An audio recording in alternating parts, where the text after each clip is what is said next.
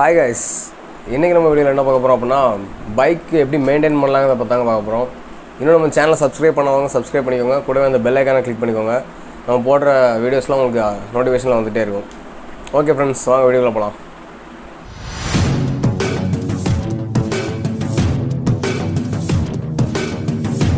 இந்த வீடியோ உங்களுக்கு யூஸ்ஃபுல்லா இருந்துச்சு அப்படினா உங்க ஃப்ரெண்ட்ஸோட ஷேர் பண்ணுங்க. ஹாய் फ्रेंड्स, நான் முன்னால போட்ட வீடியோலாம் டிஸ்கிரிப்ஷன்ல லிங்க் கொடுத்திருக்கேன். பார்க்காதவங்க போய் பார்த்துக்கோங்க. அப்புறம் நம்ம இன்னைக்கு பார்க்க போறது வந்து பைக் மெயின்டெனன்ஸ் பத்தி பார்க்க போறோம். முதல்ல வண்டி அப்பப்போ வாட்டர் வாஷ் பண்ணுங்க. நீங்களே பண்ணாலும் சரி இல்ல வெளியில கொடுத்து பண்ணாலும் சரி வாட்டர் வாஷ் பண்ணுங்க வண்டியை. அப்பதான் உங்களுக்கு எந்தெந்த இடத்துல என்னென்ன ப்ராப்ளம் இருக்குன்னு தெரியும். எங்கேயா அரிச்சிருந்தனா தெரியும். இல்ல எதுவும் கட் ஆயிருந்தாலும் தெரியும். நீங்க வாட்டர் வாஷ் பண்ணாம அப்படியே விட்டுருந்தீங்கன்னா உங்களுக்கு என்ன ப்ராப்ளம் வண்டியில என்னெல்லாம் ஆகுது எதுவுமே தெரியாது. ரெகுலரா வாட்டர் வாஷ் பண்ணுங்க. வண்டியை க்ளீனா வச்சுக்கோங்க. அப்புறம் நம்ம பார்க்க போறது வந்து பேட்டரியை மெயின்டைன் பண்ணுங்க. இப்போ செல்ஃப் மட்டும் தான் இருக்கு அப்படினா நீங்க வேற வழியே இல்ல, செல்ஃப் தான் அடிச்சாகணும். சப்போஸ் கிக்கர் இருக்குது செல்ஃபும் இருக்குது அப்படிங்கிற வண்டியில் நீங்கள் டெய்லி காலையில் கிக்கர் அடிங்க. காலையில் கிக்கர் அடிச்சுட்டு வண்டியை விடும்போது எப்போவுமே நியூட்ரு பண்ணி விடுங்க. இப்போ நைட்டு கொண்டு வண்டியை வீட்டில் விட்றீங்க அப்படின்னா நியூட்ரு பண்ணி விடுங்க. ஏன் அப்படின்னா நீங்கள் நியூட்ரு பண்ணாமல் கியரில் விட்டுருப்பீங்க. அந்த ஆயில் எல்லாமே அப்படி அப்படியே அந்த கியரில் செட் ஆகி நிற்கும். அது கீழே வரைக்கும் வழி இருக்காது. இப்போ அடுத்த நாள் காலையில் நீங்கள் எடுத்தோன்னே நைட்டு இப்போ 8 மணிக்கு 10 மணிக்கிட்ட விட்றீங்க அப்படின்னாலுமே காலையில் 6 மணிக்கு எடுத்திங்கன்னா அவ்வளோ நேரம் அந்த ஆயில் அதிலே தான் இருக்கும். காலையில் எடுத்தோன்னே நீங்கள் செல்ஃப் அடிச்சிருவீங்க. செல்ஃப் அடித்து நீங்கள் பாட்டு ஓட்ட ஆரம்பிச்சிருவீங்க. அந்த சர்க்குலேஷன் எதுவுமே ரன் ஆகிருக்காது. அதை நீங்கள் என்ன பண்ணணும் அப்படின்னா காலையில் எடுத்தோடனே கிக்கர் அடித்து தான் ஸ்டார்ட் பண்ணணும்.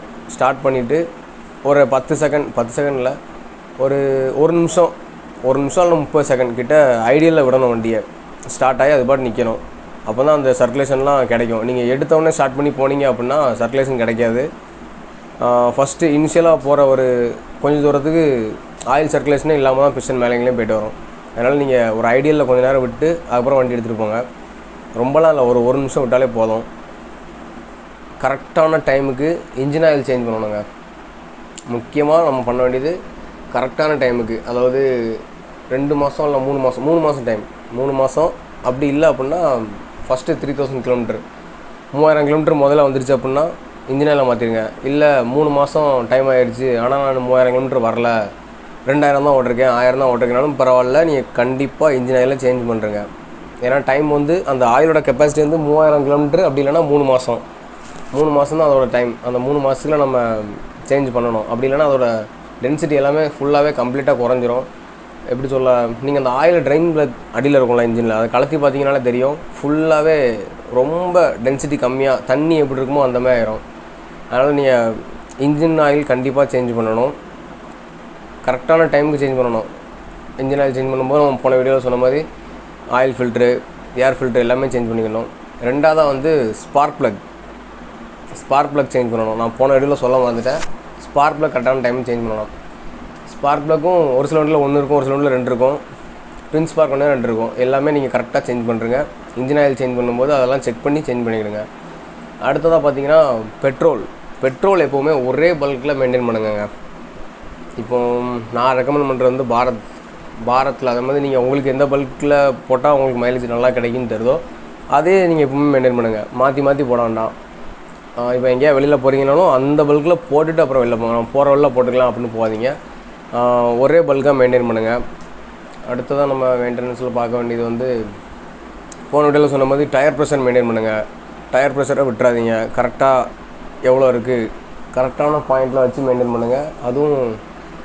அது ஒரு முக்கியமான ஃபேக்டர் இன்ஜின் இது மெயின்டெனன்ஸ் பண்ணுங்கள். பைக்கோட மெயின்டெனன்ஸில் டயர் ப்ரெஷர் ஒரு முக்கியமான ஃபேக்டருங்க. நீங்கள் கம்பெனியில் சர்வீஸ் விடுறதா இருந்தால் கரெக்டாக விடுங்க. அவங்க எல்லாத்தையுமே பார்த்து கரெக்டாக செக் பண்ணி மாற்றிடுவாங்க.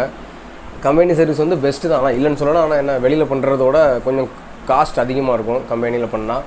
ஆனால் அது பெஸ்ட்டு. நீங்கள் அங்கே பண்ணுறதா இருந்தால் அங்கே பண்ணிக்கலாம், ஒன்றும் பிரச்சனை இல்லை.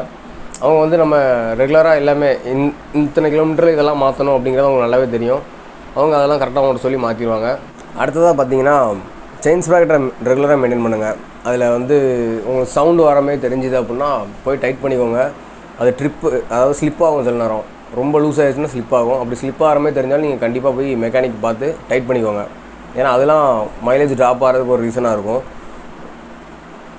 அப்புறம் நம்ம ஸ்பீடு வந்து எப்போவுமே ஒரு 70 அரௌண்ட் அதுக்குள்ளே போங்க.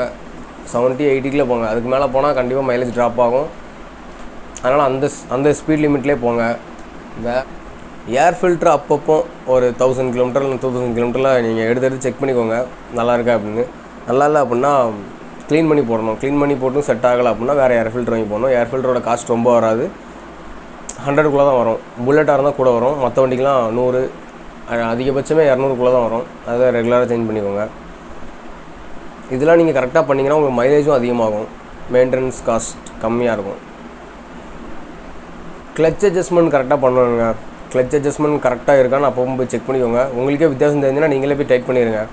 ஏன்னா அதுதான் முக்கியமாக நம்ம கியர் சேஞ்ச் பண்ணுறதுக்குலாம் யூஸ் ஆகுது. நம்ம கிளச்சு சப்போஸ் ஆஃப் கிளச் வச்சு ஓட்டுறோம் அப்படின்னா சீக்கிரமாகவே அந்த கிளச்சு வந்து லூஸ் ஆகிரும். நம்ம அப்படி பண்ணும்போது கியர் சேஞ்ச் பண்ணும்போது நமக்கு சவுண்ட் அதிகமாக இருக்கும், கியர் பிடிக்கும். அதனால் கிளச் அட்ஜஸ்ட்மெண்ட் கரெக்டாக பார்க்கணும். அடுத்ததாக பார்க்க போகிறது எப்படின்னு பார்த்தீங்கன்னா வண்டியோட பிரேக்கிங் சிஸ்டம். ரெகுலராக கரெக்டான பீரியடில் பிரேக் தேஞ்சிருச்சு அப்படின்னா நீங்கள் கண்டிப்பாக மாற்றி ஆகணும். ஏன்னா இப்போ ஃபுல்லாமே டிஸ்க் வந்துடுச்சு, ட்ரம் பிரேக் ரொம்ப கம்மியாயிருச்சு. ட்ரம் பிரேக்காக இருந்தாலுமே நீங்கள் பேட் சேஞ்ச் பண்ணணும். டிஸ்க்காக இருந்தாலும் கண்டிப்பாக சேஞ்ச் பண்ணணும். ஏன்னா டிஸ்க் பிளேட் வந்து திக்னஸ் ரொம்ப கம்மியாக இருக்கும். நீங்கள் அந்த பேடு தேஞ்சப்புறம் வச்சு ஓட்டினீங்க அப்படின்னா அந்த பேட் வந்து ஃபஸ்ட்டு மேலே ஒரு லேயர் இருக்கும், அந்த லேயர் தேஞ்சிருச்சுன்னா உள்ள ஸ்டீல் தான், ஸ்டீலும் பிளேட்டும் சேர்ந்து பிடிக்க ஆரம்பிச்சிடும்.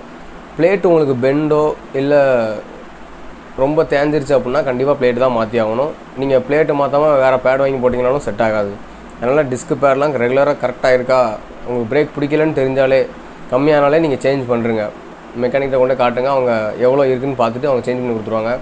அதுமாதிரி டிஸ்க் ஆயில் ரெகுலராக மெயின்டைன் பண்ணிக்கோங்க கரெக்டாக இருக்கான்னு. ஓகே ஃப்ரெண்ட்ஸ், நெக்ஸ்ட் வீடியோவில் பார்க்கலாம். நம்ம சேனல் சப்ஸ்கிரைப் பண்ணாங்க சப்ஸ்கிரைப் பண்ணிக்கோங்க. இந்த வீடியோ உங்களுக்கு யூஸ்ஃபுல்லாக இருந்துச்சு அப்படின்னா உங்கள் ஃப்ரெண்ட்ஸோட ஷேர் பண்ணுங்கள். தேங்க்யூ ஃப்ரெண்ட்ஸ், அடுத்த வீடியோவில் பார்க்கலாம்.